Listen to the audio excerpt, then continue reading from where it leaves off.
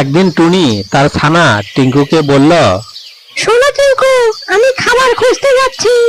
যতক্ষণ না আসছি তুমি বাসা থেকে কোথাও যাবে না, নিচে নামবে না।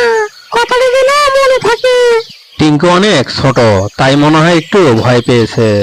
ঠিক আছে মা, তুমি যতক্ষণ না আসবে আমি কোথাও যাব না।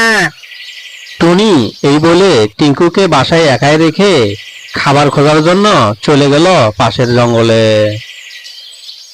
টুনির বাসার পাশেই ছিল একটি দুষ্ট শিয়াল। অনেক দিনের ইচ্ছা টুনির ছানাটাকে খাবো, কিন্তু টুনি কিছুতেই বাসা থেকে সরে না। কিভাবে যে খাই, দেখি ওইদিকে যাই, যদি একা পাই খপ করে খেয়ে ফেলবো। এই বলে শিয়াল টুনির বাসার দিকে চলে গেল। টিঙ্কুর মা এখনো আসেনি। টিঙ্কু একাই বাসায় বসে আছে। টিঙ্কুর এক বন্ধু টিঙ্কুর সাথে আসলো গল্প করার জন্য। ঠিক সেই মুহূর্তে সেখানে ছুটে আসলো সেই দুষ্ট শিয়াল। বাহ, দারুণ তো! খেতে আসলাম একটি ছানাকে, এখানে এসে দেখি দুইটা ছানা। ও, মজা করে খাওয়া যাবে।